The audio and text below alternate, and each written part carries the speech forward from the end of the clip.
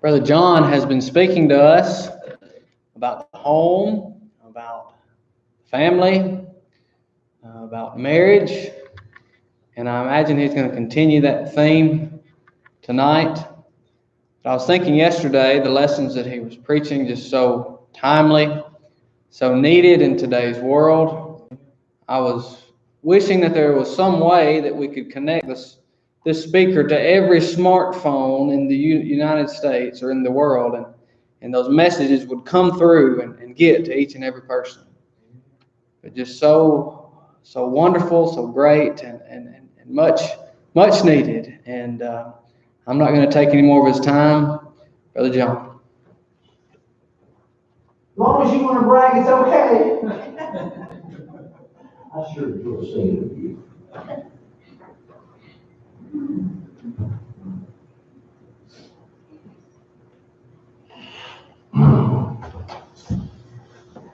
Patty and I have only known this young man and his sweet wife for, a little over 24 hours, I guess now. And we're so impressed with him. If we could steal him, we would. But y'all whip me, and I'm too old to fight. So you'll have to keep him. Take good care of him. They are a precious family, and they will be precious in the Lord's work for many, many years to come. It's an old passage that was read for us a few moments ago, isn't it? I want to talk to you about how it relates to the family tonight. Eve was faced with a situation that is exactly the same as the one your family and you personally and I am faced with absolutely every day. In 1 John chapter 2, John now is an old man. This is written when all the other apostles probably have already been martyred. He is looking at the church after the day of Pentecost, and probably the first generation, many of them have passed, and now the second generation, ones who never saw Jesus, were not around to talk to someone who had witnessed the risen Lord. These folks he will call my little children. Literally in the original language is the idea of toddlers or preschoolers. That's how they look to this old John. And with the wisdom of age and love, like a father or a grandfather or almost a great-grandfather, he looks at tenderless with these young Christians. To him, they are young. And he writes in verse 15 of this second chapter, "Love not the world, or the things that are in the world. If anyone loves the world, the love of the Father isn't in him. For all that is in the world, the lust of the flesh, the lust of the eyes, and the pride of life is not of the Father. It is the world. But the world is passing away, and the lust of it. But he who does the will of God abides forever." One of the biggest problems we have in our marriages is our sinfulness. A few years ago, I heard a definition for the marriage that I really latched onto. What a marriage is two sinners trying to help each other please Jesus. Really, that's what the Christian life is about, and the church is a group of washed sinners trying to help each other please Jesus. That's what we're about. That's what life is about. I told you yesterday of the burden I carried on my way to this meeting, after planning it for some time, a very dear, precious lady in my life, almost like a second mother, had just passed away, and I participated, easy for you to say, in her funeral Saturday before we came down Saturday evening for this meeting. She was my aunt. She was not quite 10 years older than me. She babysitted me when I was small. I knew her all my life. I sat on a piano stool when I must not have been, I don't know, maybe 8 or 9, along with my brother and some cousins that were there as the family gathered in her mom and dad's front room and saw her marry a young man that she had known all the way through school and had married when they graduated high school. This gentleman, and she had a great deal to do with my preaching. I never planned to preach, I planned to farm.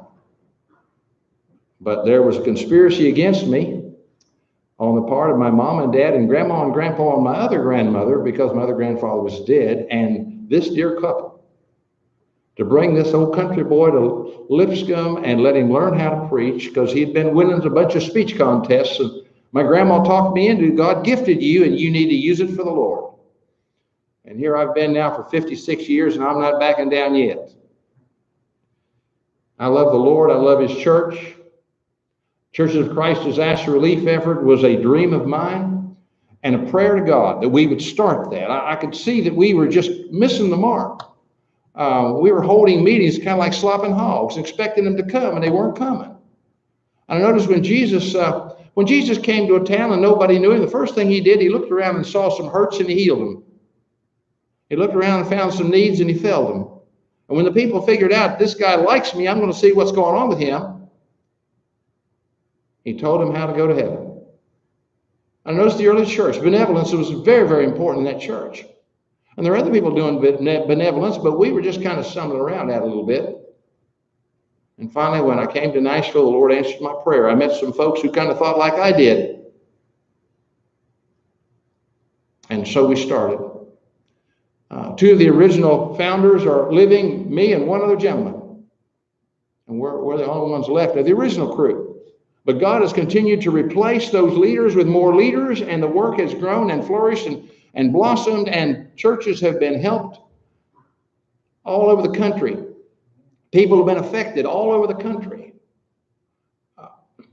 Here's what we do. Should, and I pray it never will happen, but should a storm or a flood or a fire or any kind of thing, even a man-made tragedy, if it makes national news, that falls within our guidelines that we can reach out to a local congregation and say, can we help you minister to your community in the name of Jesus?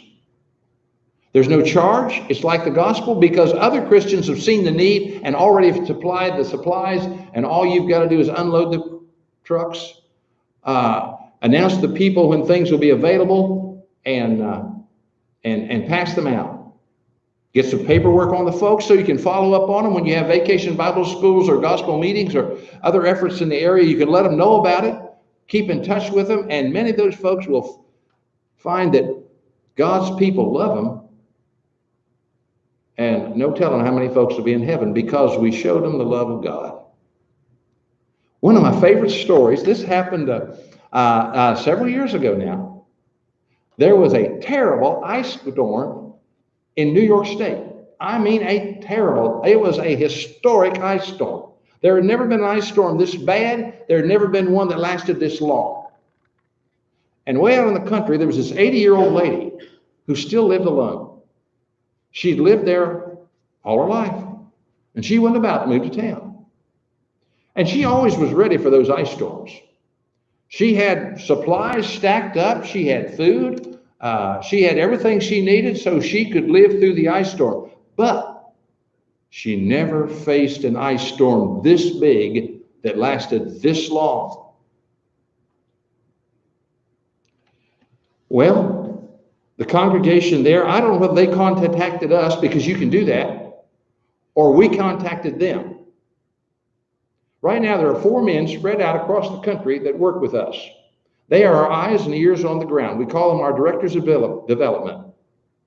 On Sundays, Wednesdays, whenever they can, they meet with elderships and churches, and they tell them what we do and what we can do for them. And when they're not doing that, when a storm hits, they're there, and they're the ones that helps that local congregation get set up and begin serving. And we've got years now, over 25 years of experience. We've made all the mistakes you can make, and we can show you how to do it right. But we don't control it. We don't control you. We don't bill you for anything. What we do is load up a semi-truckload and drive up to your door, and all you do is unload it and pass it out. There are food boxes prepared. One of them is out there, and we've emptied out all the cans so you wouldn't have that mess on the rug, and I wouldn't have so much weight to carry around. But you can see the kind of things we bring. We have enough in that box. The family of 4 can live on that for about 5 days. And if they don't have fire, there's things they can just open and eat like it is. But you'll see there's toothpaste and can openers and toilet paper and all kinds of things. Oh, besides that, there's a feminine hygiene box. If flood comes and takes away absolutely everything, there's some things that ladies need. They're in that box.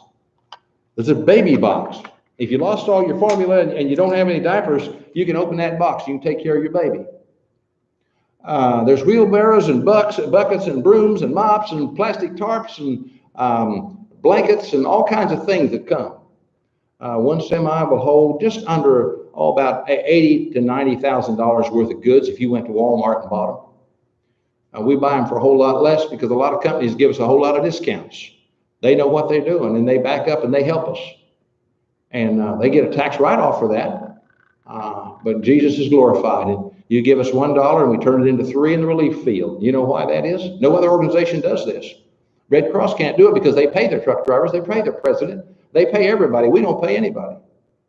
I've never drawn a dime from disaster relief in these 29 years. I've lost count of the years that I've been the president. Most folks, that'd be a whole lot of money laid down to them.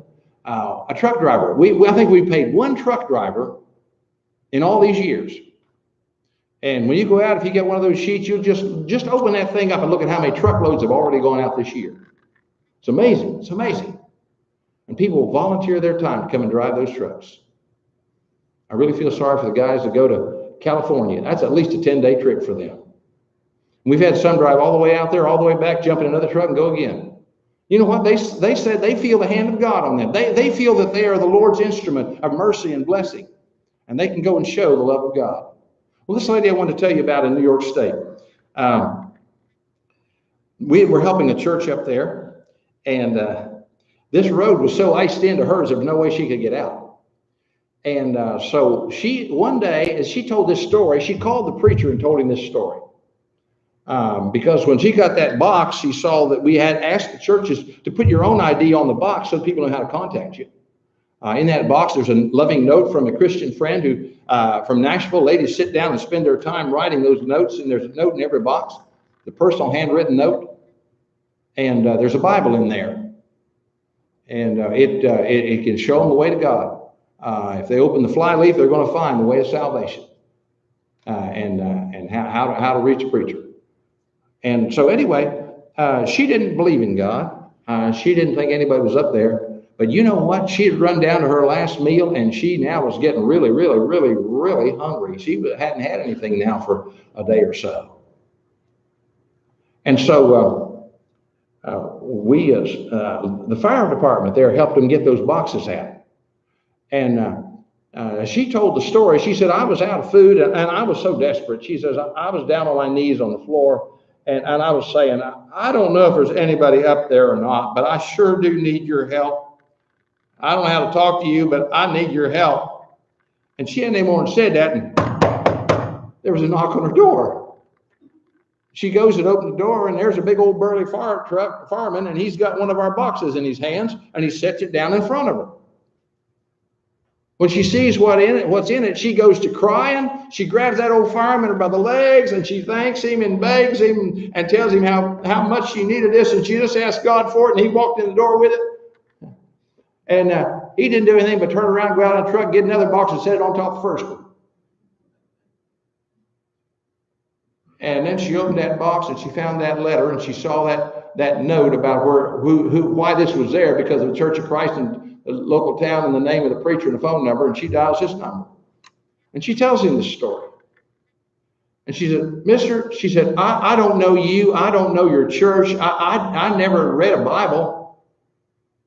But I prayed to somebody I didn't think was there, and he had somebody stand at the door with this box of food as soon as I prayed. I need a preacher. Is that a hard story to believe? It is for me. But those kind of things happen all the time. She died a Christian a few years ago. But God has just blessed this thing so many times. So many times at the board meetings, I'll say to the board members, I'll say, you know what, we're not smart enough to do this. God's doing this. He just keeps blessing it. And our job is to be faithful, and please don't mess it up. Just let us keep on doing what we're doing. When you do what God wants done, I'm going to tell you, He is going to supply the help you need. Now, I'm a preacher. That's all I am, and that's the most I'll ever be. I have trouble with my checkbook. But if you look on those sheets out there, there's millions of dollars that's got to be accounted for. God brings me people that can do that. And I'm glad to do that. I can't even tell you all the rules and hoops you got to jump through to travel in all 48 states with semi-trucks. Every state has a different set of rules. You got to follow every one of them rules. Metro, I can't tell you all the rules Metro has, and I can't. But God brings me people who can do all that. He brings us all the truck drivers we need. He brings us some of y'all have been down there when we load boxes. Sometimes you can't get on a parking lot for volunteers in there trying to help load those boxes. God just blessing it. And we want to be a blessing to you. If you ever need us, you contact us, please. That's what we're for. And if you'd like to help us, nothing means more to us than a regular monthly check, because that's how we pay the light bills. That's how we buy the stuff and keep it moving. When there's a big storm, we'll get a whole bunch of money pile in. Now, that don't help on that storm because we already got to react to that storm. But what it'll do is it'll let us refill the shelves. So we'll be ready when the next storm comes. That's the way that operates. But let's get back to what we want to talk about here. If you notice in the passage we read a little bit ago, no more had a family been formed in chapter 2 than the devil is assaulting it. The devil is assaulting our families in the church. I've been preaching for lots of years, and one of the biggest losses that I notice is divorce. Christians who stop trying to make their marriage work. For whatever reason, they stop. And you lose the whole family. You usually lose the whole family. I had a close relative one time that had a situation. He had a scriptural reason to get a divorce, and he asked me to think you ought to get one. I said, if you want to send your kids to hell.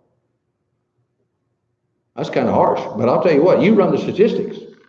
You run it. See what you get. And you're going to find chances of suicide, chance of drug addiction, chance of youth delinquency, chance of divorce, the chance of being a dropout in school, chance of ending up in jail goes up at least 4 times if they don't have a mom and daddy in the home to raise those kids.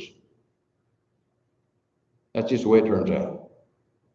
The devil loves to hurt God, and nothing hurts him more than to hurt his children. And he's doing really well right now. A lot of us are older. Why do we need to learn about this? Well, number one, most of our marriages, in fact, according to some surveys that have been done, at least 95% of our marriages are not perfect yet. The other 5% lie. You know why? We're all sinners. And if I'm not perfect with Jesus, I'm not perfect as a husband. My wife could list you some of my shortcomings, but she's too sweet to do that. Your wife could list yours too, guys. I dare you to ask her. Girls, he doesn't have the nerve to tell you yours, but he knows so. We all can grow. And every year, my wife and I, we try to work on our marriage, and we learn some new stuff every year, and I'll be sharing some of it with you tonight as we go along. But I was telling you about my aunt and about her dying. I was there when she began dating this young man. In fact, my uncle says that what went on the old porch swing, I would go around and I would listen in the bushes and I'd go report on him.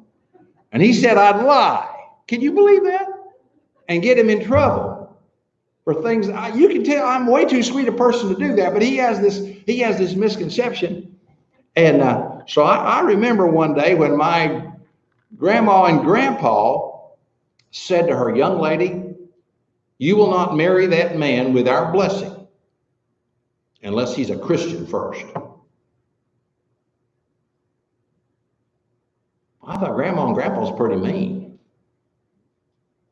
You know what I'm going to tell you? Why in the world do you want to marry somebody who doesn't even know the rules or try to go by the rules to have a godly Christian marriage? Why would you want to do that under any circumstance? Don't you know that your soul and your children's soul and your grandchildren's soul hang in the balance?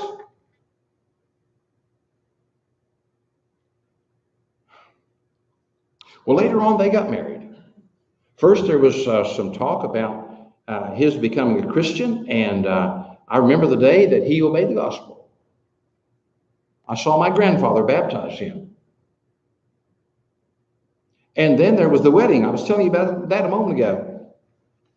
And then I was one day with my grandmother and my aunt, and they were making a bed together. I was just a kid, not just hanging around, not really. And I heard my grandma say one of the meanest things I ever heard. She said, young lady, once you marry Sam, you are not welcome back in this house without him. Boy, grandma's mean, isn't she? She meant for them to work it out, didn't she? Okay, I told you about the hard funeral I had the other day. One of the things that my uncle requested of me, and I wouldn't turn down any request he ever made of me, because I'm a lot of what I am because of his mentoring and training and correcting and disciplining during my early college years. He asked me to read a letter that he had written to his wife on their 65th anniversary. Now, this is after she had already been diagnosed with Lou Gehrig's disease, and they knew the end was not far away. Dear Norma, on this, our 65th wedding anniversary, I wish to express to you how much I love you. Words cannot adequately express my thoughts, nor am I really able to show you, but you are my life, a blessing beyond measure. I love you, with a big exclamation point at the end, large caps, and as bold as you can print them. Since our first date and through all these intervening years, every good thing that has ever happened has been because of you and through the providence of God. It was you who led me to Christ. Thus you brought God into my life as he had been in yours.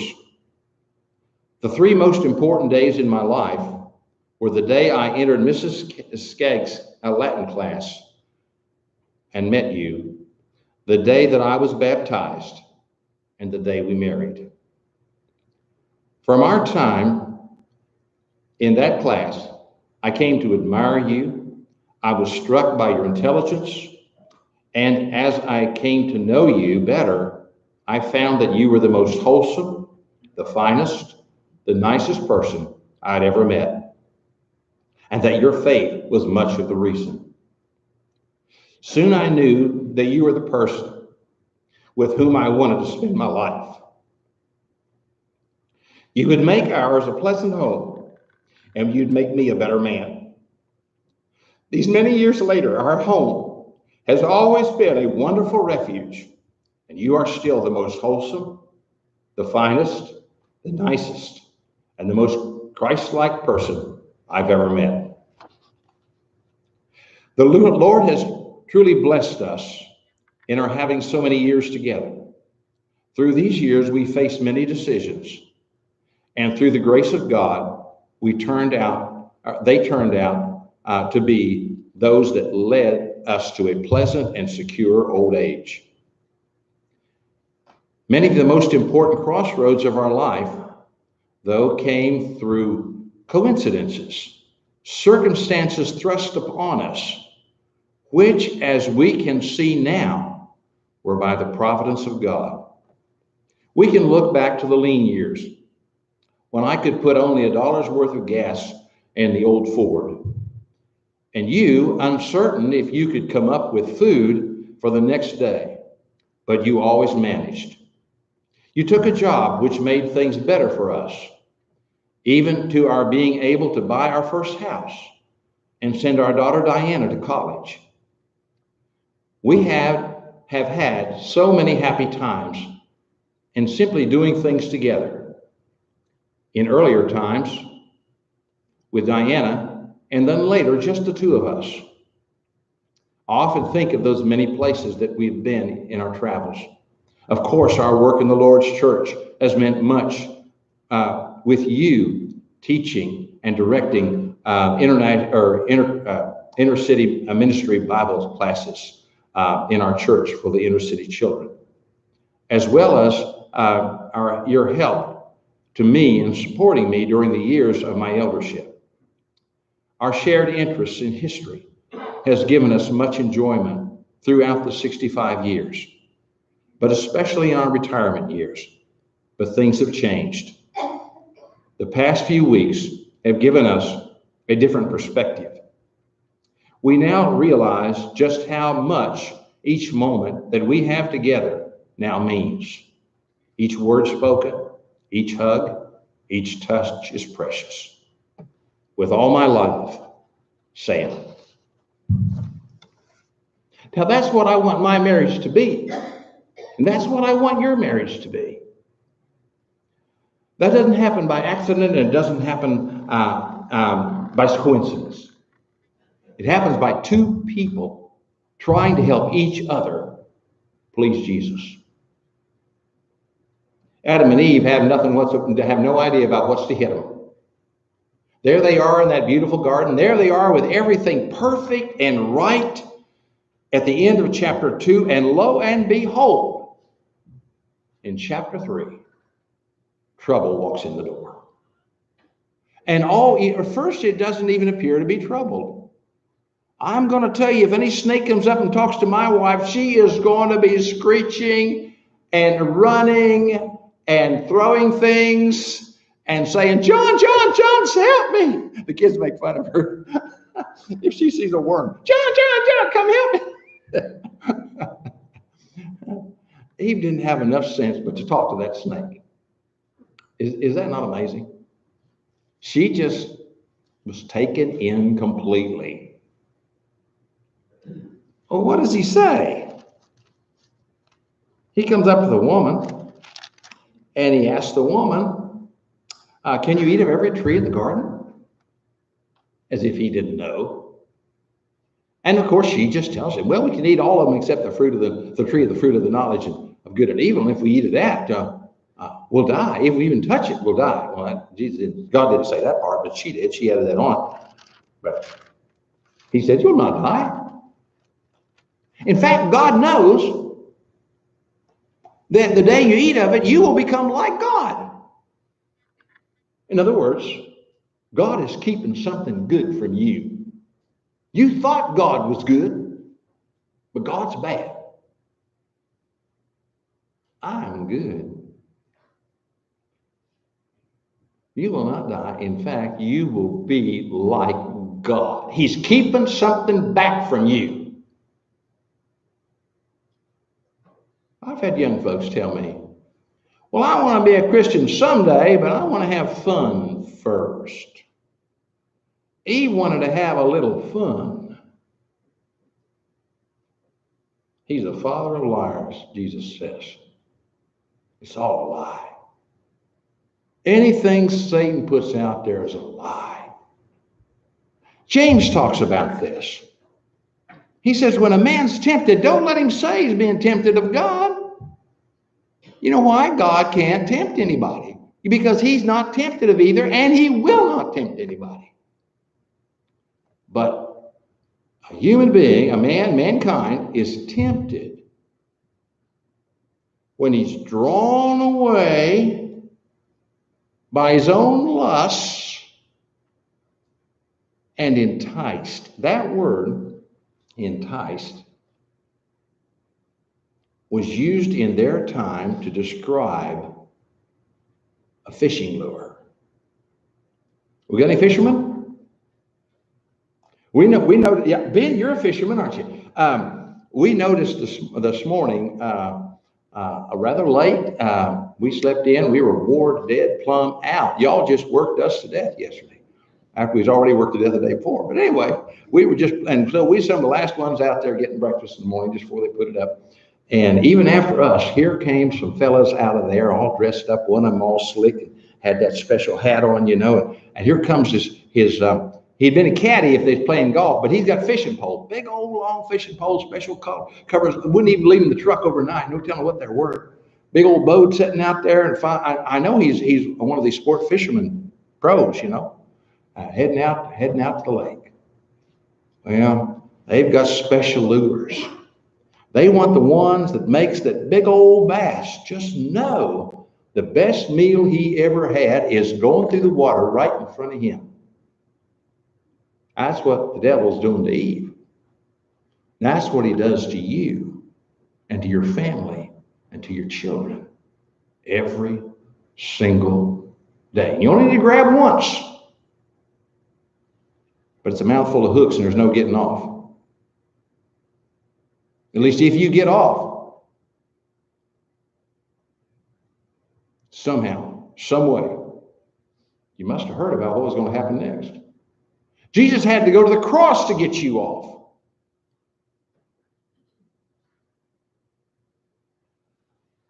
Well, Eve just goes along with Satan and said, there's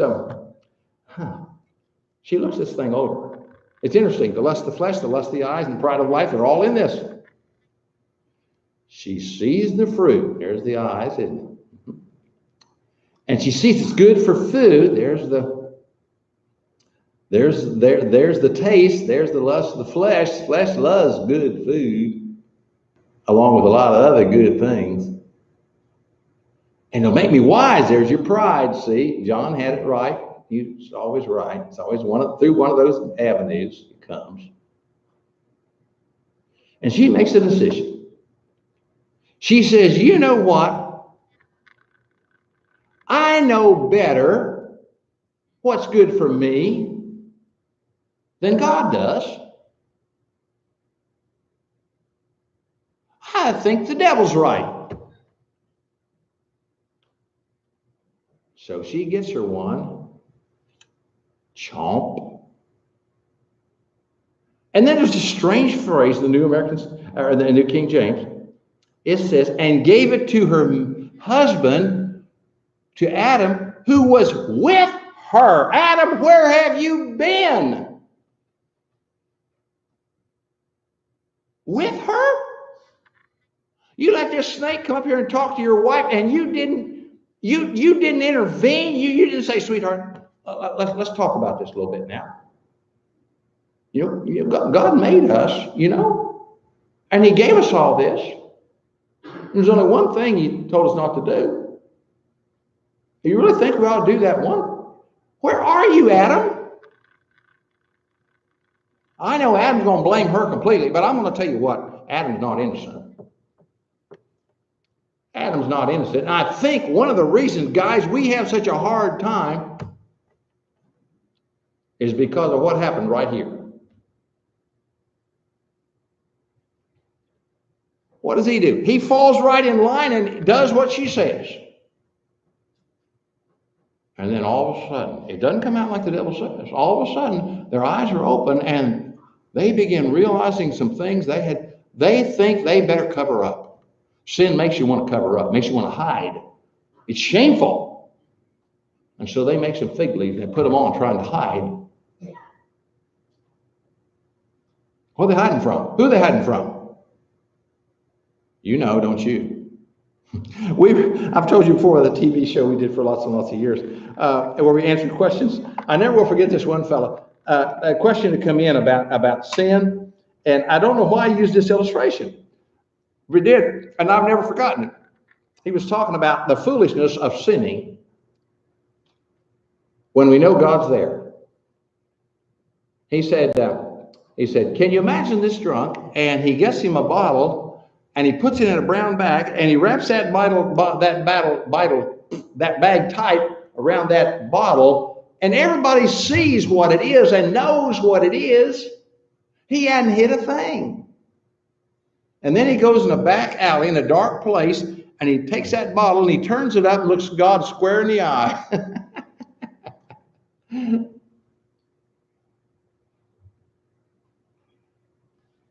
Well, then it says, in the cool of the day, they hear the Lord come walking in the garden. And so they hide. Never hidden from God before. That old song we sing about, I come to the garden alone. The dew's still on the roses, and he walks with me and talks with me. I always think that must have been a picture of Eden before the day Satan came. No more. They don't want to walk with God anymore. We're hiding. In marriages, there's a lot of things hiding. A lot of things that cause us trouble, we're hiding. Hiding from sins, hiding from hurts, maybe sins others have done for us. I know in our marriage, there was something hidden for 30 or 40 years. We didn't know it was there. My wife had been sexually abused quite young by a neighbor man, and your mind has a way of crystalling over that and hiding it so you don't have to deal with it. But underneath, it causes you problems that you don't even understand where they're coming from. And lots of times around age 40, those things come out. And all of a sudden, you're dealing with stuff that you didn't even know was a problem. Things hidden. There's probably things in your past right now you're hiding. You don't want anybody to know about them.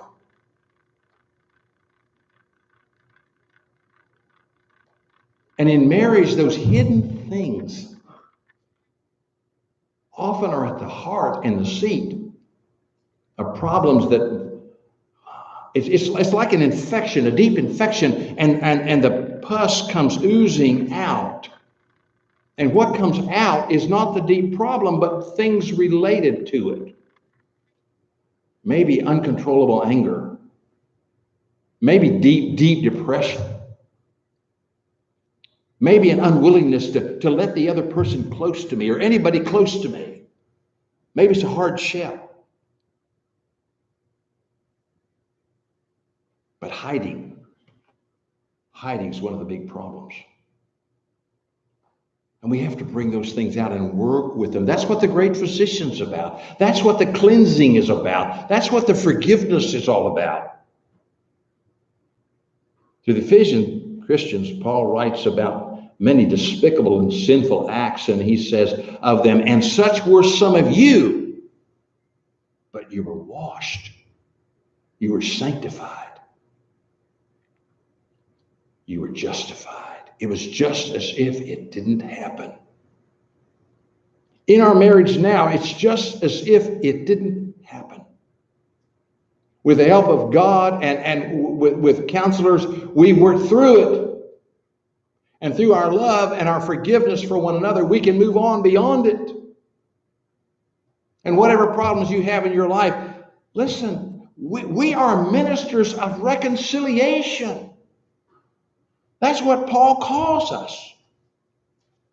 And we can be reconciled to God, and we can be reconciled to one another. For we all have sinned because of the same Satan, and we all can be forgiven because of the same Jesus. Whatever's wrong in your home can be fixed. As we dig a little deeper in this, we start seeing the things that come out because of sin in our lives and the lives of our families and family members. Sometimes, did you know most sins run in families generation after generation after generation? In my counseling training, one of the things that I learned about battered women or abused children is it runs in generations. An abuser will become an abuser. An abused will become an abuser. Hating it, not even wanting it, and not knowing why, not understanding why. If your dad was an alcoholic or your mom, the odds of you being very, very susceptible to alcoholism is almost 100%. And it's true with just so many different things like that. But we have the great physician and we can be healed. Isn't that wonderful? We can be healed. We can be forgiven. And we can forgive others. In fact, Paul would say, as the Lord has forgiven you, so you must do. It's not optional. It's part of the way of salvation. Look on down through here now. It says their eyes are all open and they know they're naked, and so they're hiding. They're full of shame. And then guilt, when we feel guilty, we hide from God. We hide from our family members. We don't want to let anybody know. And then it says, God calls out, Adam, where are you? Now, wait a minute. This is an all-seeing God. This is an omnipresent God.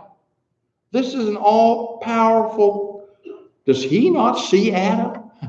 And the answer is yes, he does.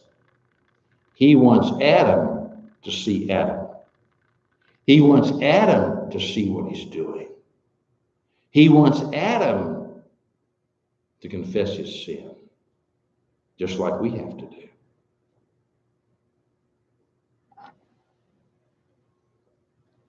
Well, there's no hiding from God. It says on the day of judgment, men will cry for the rocks to fall on them and hide them, but they won't hide them. Every knee shall bow and every tongue shall confess. Won't that be someday? Won't be any atheists in hell. They'll know too late. There won't be any agnostics anymore. It's just too late. God's given us all the evidence we need to know he's there. Romans 1 is one of the most revealing passages about people who don't know God. It's suppressed knowledge. They don't want to know God. They don't want to have a judge. They don't want to have anybody making rules. They want to make the rules. So one young man told my wife a while back, I figured out I am God. Run. Lightning may strike. But that's what New Eastern religion teaches you. I am God. Yeah, okay. Well, Adam fesses up. Verse 10.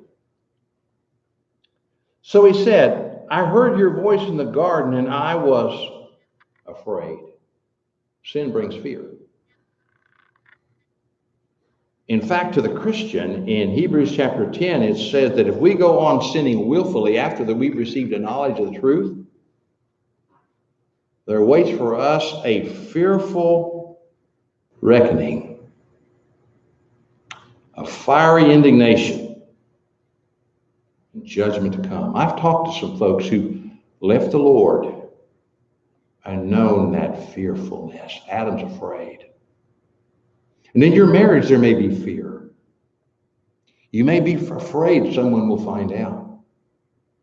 And it may make you unwilling to talk, unwilling to open up. Sooner or later, that'll have to be dealt with. It says in Judgment Day, there won't be any secret things left. Now's the time to confess those things to God. Now is the time to make things right with your brother. Jesus says, and they run the Old Testament law at the time, and he says, if you're going to offer your gift to the altar and there remembers your brother has something against you, leave your gift, go be reconciled to your brother, and then come offer the gift. No use offering that gift until you get that worked out.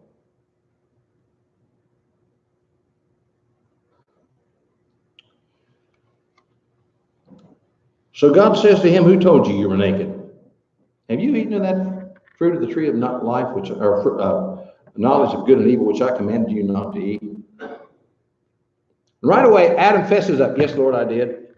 I know it was wrong. I'm sorry. I did wrong. Is that what he does? No. He turns and blames the woman. Well, this woman you gave to be with me, notice who you're really blaming. You gave me this woman. That's what messed me up. You wouldn't know it. You wouldn't believe how many men think it's this woman that messed me up. I had one old retired coal miner. He and his wife had been fighting like cats and dogs, I guess, all their life. And anyway, they learned I was doing some counseling. In fact, their children obeyed the gospel and remembers there and talked them into coming. He comes in and he says to me, she's sitting in one chair, he's sitting in the other. He points over at her and says, fix her. Come to find out he was the one that needed fixed more than her. Most everybody thinks their mate's crazy. You're not crazy. Most everybody thinks their mate's mean. Probably not. Probably not. Probably not. You just crowd crossways and neither of you is willing to give, and that's usually what's going on. I never saw anybody yet who said, let's get married and fight like cats and dogs and be miserable all the way till we die.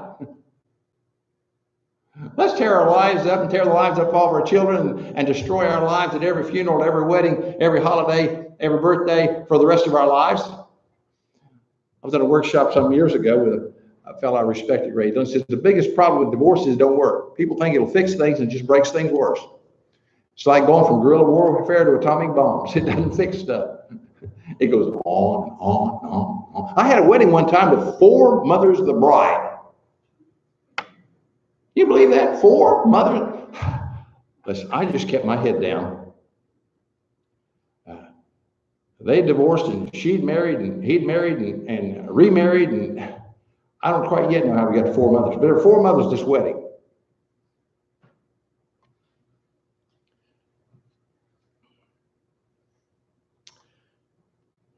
So he blames Eve. Instead of protecting Eve from Satan, he blames her to God. Listen, that guy's got a lot to learn. Boy, is Jesus going to straighten him out. Paul is going to lay him out about what his responsibility is to his wife. He's not going around blaming her for all his problems. The woman says, well, the serpent deceived me, and I did eat. Well, the Lord turns to that serpent, and he says, cursed are you more than all cattle, and more than every beast of the field. On your belly you will go, and you shall eat dust all the days of your life, and I will put enmity between you and the woman, and between your seed and her seed. Now, most of us understand that is a prophecy of the coming of Jesus and his death and resurrection. You shall bruise his head, but you shall bruise his heel, but he shall bruise your head. And to the woman he said, I will greatly multiply your sorrow. Ladies have a lot of sorrow in their life. We have a friend who sends us these humorous quotes all the time on the internet. And he sent us one the other day. He says, every woman has a major heartbreak and challenge in her life. If she didn't marry it, she bore it.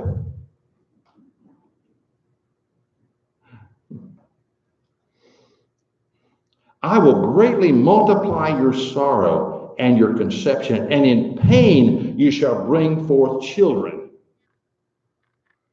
I was just a young preacher, and I was preaching on this, and there was this old granny in the audience. This was out in the country up in Kentucky. And this old granny come in the audience, and she hadn't got any teeth. And I dare say she probably had some snuff right here under the lip. I don't know for sure. But on the way out, after the service, she bragging on a preacher like you're supposed to do. You know you're supposed to do that, don't you? Anyway, on her way out, she comes up to me and she says, Sonny, they won't just cause you pain when you bear them. They'll cause you pain all your life. Any of you girls can amen that? Yeah, yeah. How long do we cause God pain? You ever think about that? Do you love God to even think about how much you hurt him? You know, I love my mama and I love my grandmas and I love my Aunt Norma enough. I didn't ever want to see a frown of disgust or shame or anger on their faces. It would just crush me to see that. It kept me straight. There was a young man going away to war in World War II. His mama told him as he left on the train, every night, son, I'm going to be praying for you. Later when he came back, he was still a godly man. He was still a faithful Christian, while many of his friends had destroyed their lives running around with prostitutes and carousing and drinking. But he was one of the few who stayed straight. Someone asked him, what did you do when you had time to go out and carouse like the other guys? He said, well, I got to admit, I was tempted to go, but I remember what my mama was doing that night. She was on her knees praying for me, and I just couldn't.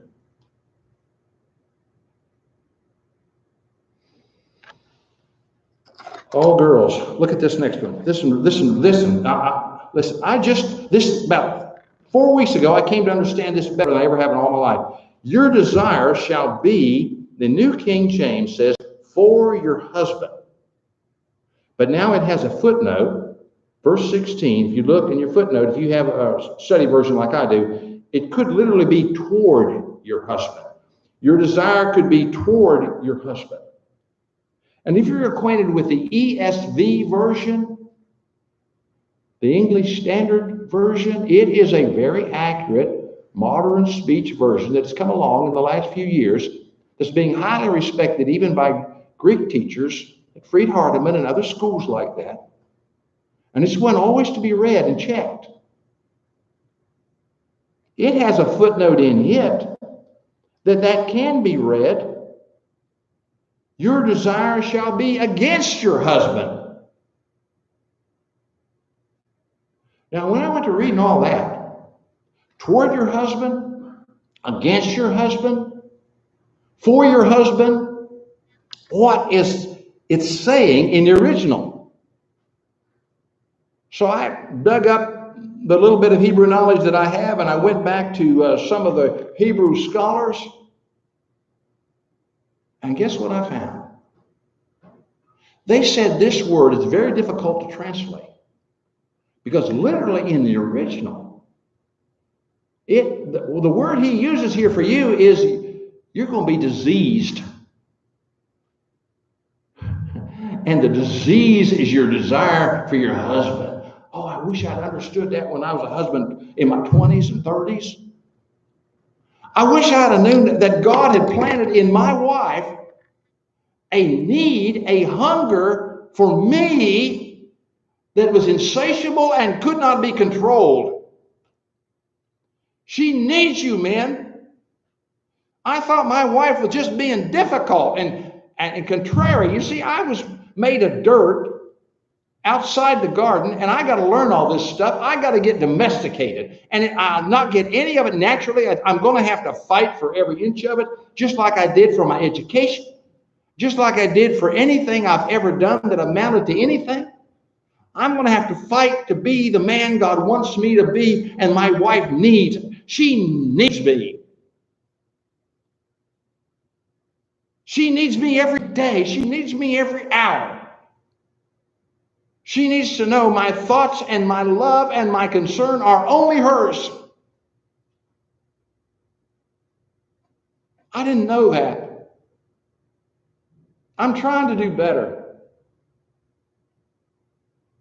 She's not crazy. God made her this way. God made her this way because that's what he wanted her to be. He didn't want her to ever go out and listen to the devil again. He wanted her to be someone that would be so loyal to you, so committed to you, she'd walk through fire for you. And my wife has. I don't know, Ben, whether you understand this right now or not. But a preacher, Richard Rogers was his name. You may have known that name, or you'll hear it or come across it. A great preacher. Richard Rogers had written an article on the preacher's wife. And one of the things that he said in that article was, when the preacher runs out of heart, she gives him hers. I've lived on my wife's heart for years. She's like that. She can't help it. God made her this way. And he gave me the responsibility to take care of that woman and to bless that woman. Not get mad at her or aggravated at her. Love her. Love her. She's worth it.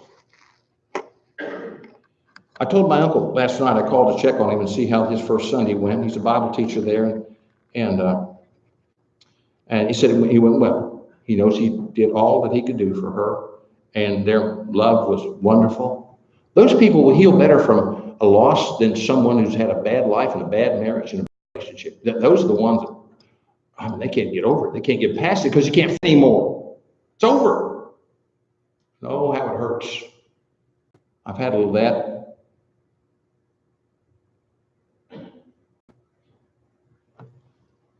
I told him there's something I didn't say at the funeral. I wanted to say it. I wanted to go to Proverbs 31. I wanted to work through those first few verses and those last verses, and I didn't get it done.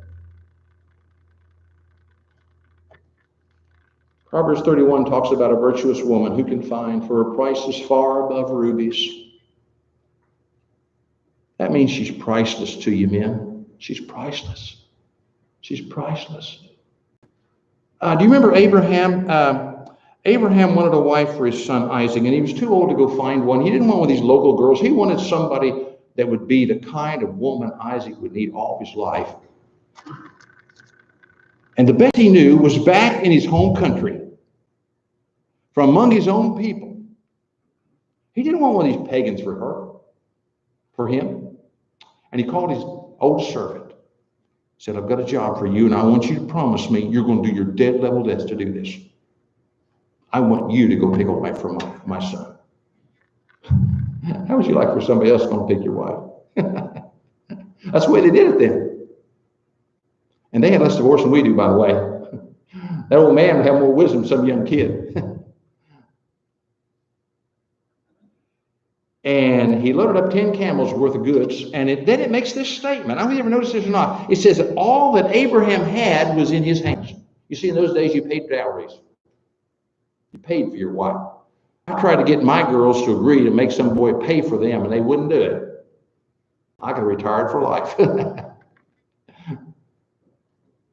But he took everything he had. A good woman's worth everything you got. Her price is far above rubies. You know why? A virtuous woman, the heart of her husband does safely trust in her. Could my uncle trust in my aunt? You heard what he wrote. Listen to the next line. She will do him good and not evil all the days of her life. And then he goes telling all the things she'll do, all the ways she'll work. There isn't anything she won't do. Later on, it's going to say, and he will be known in the city gates. Now, that's where the leaders sit.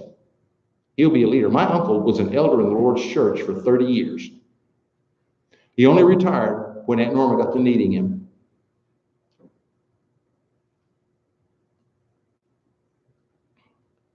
We often say, my better half, she is. We talked yesterday about how she's your helper, like God is your helper, not like Tonto is to Lone Ranger. Not a lesser helper, it's a more than helper. She's a gift from God. You better treat her that way. Or if we're lucky tomorrow, the Apostle Peter is going to tell you, if you don't, God's going to get you. He won't even hear your prayers if you mistreat his precious gift to you. Guys, I wish I had better news for us. Look what's happened to Adam in verse 17. Cursed is the ground for your sake. Paul will talk about how the creation groans, desiring for the resurrection. The whole world has been submitted to groaning because of our sin. Cursed is the ground for your sake. In toil you shall eat of it all the days of your life. Thorns and thistles shall bring forth for you, and you shall eat the herb of the field in the sweat of your face. You shall eat bread. He said, listen, Adam, I had you in a nice garden, and all in the world you had to do was dress and tend the garden. Somebody said the sin made the gardener a farmer. If you've done any farm work, you know what thorns and thistles about. Yesterday, Ben told me, said he'd started a garden. And I said, I want to go see it. And so I think Ben's going to have some goodies over there. You all may want to check it out here in just a few more weeks. And there's going to be corn, and you've got all kinds of things to enjoy. If you can kill the crabgrass. He did what I did. First church I moved at, I said, can I have a garden? They said, sure. So I plowed it up. Man, there's an old fellow lived right behind me, a gardener, you know. He says, man, you'll fight that crabgrass all summer. You know what this old man said to Ben? Man, you'll fight that crabgrass all summer.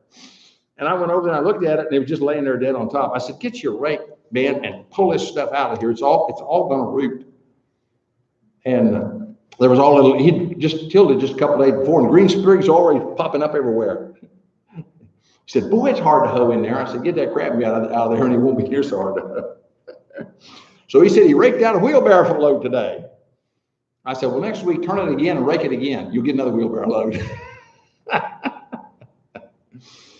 He will fight weeds all summer, won't he? He'll still get some fruit if he does that, but if he doesn't, I told him it'll turn green in 3 weeks. Am I right? I'm right. I'm right. Your marriage is like that. You're going to be fighting weeds in your marriage for the rest of your life. And you better get them when they're small. We start out with a lot of weed seed already in our garden. It's already there to prop up because it's in the community. It's in the culture of our time. And I don't know how much time I've got left. I can't see that clock. Terrible situation. But anyway, the culture expects you to fail. People say marriage is a 50-50 proposition. No, it's not. It's 110 plus 110. You got to give your absolute all. Nobody knows where the 50-50 line is. Each of you think it's somewhere that it's not. I've had folks say, well, God meant for me to be happy. No, he didn't. He meant for you to be faithful. Do you remember what he told Ananias to go and tell Saul? He's a chosen vessel for me. He will bear my gospel before Gentiles and kings, and I'll show him just how happy he'll be. No. No. It says, and I'll show him the many things he'll suffer. You're going to do some suffering. Ben's going to do some suffering out there in that garden, and you're going to do some suffering to get the weeds out of your marriage and to stay ahead of them. There's other things that'll enter in. Other projects, other people. A lot of times, mom and dad's part of the problem. Mom and dad don't know to get out of the way.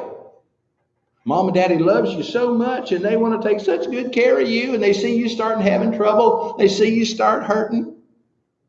And they try to save you, and then they want you to listen to them and do what they tell you. You got to go establish your own marriage. My wife tells me about this. I forgot it. She said we were in real bad financial problems when we get started, and so she was going to go to her dad and ask him for some money. And I found out about it and I hit the ceiling. This is my marriage, this is my family, and we'll make it. And so she did it. Smart girl, smart girl. You leave them, your family, and you cleave to your new mate. You can't do both. If you're hanging on to one, you'll not be hanging on to the other. There's going to be a lot of weeds. We'll talk about some of this as we pick it up next time. I hope I don't make it sound to you like marriage is going to be really, really, really hard without a reward. It'll be really, really hard with a wonderful reward. You can hear in what I read to you what a wonderful marriage these two people had. Your marriage can be like that, or better, if you work at it and trust God and lean on Him, ask His help. Seek older people who can help you, who've already been through the things you've been through. But the first thing you'll need to do is to be the kind of Christian you ought to be. If you've never obeyed the gospel, I would not want to go home without doing that. It's so simple. It is the best deal you'll ever get. Your past, with all your problems and all the things we were talking about you want to hide, that you're afraid of, you can take them to Jesus. He'll wash them all away with His blood. Plus, He'll help you every step of the way. Paul says, I can do all things through Christ who strengthens me. Our marriage is held together by Jesus. My life in His service is because of Him. I dare you to lean on Him. I dare you to trust Him. You go do what you ought to do and see how He fixes it. He'll take care of you all the way. He'll never leave you. If you've never been baptized for the forgiveness of your sins, that's exactly how He says you need to come into the Lord's church. You hear folks say other things, they can't find it in the Bible. I don't know where they're getting it from, but it's not in the Bible.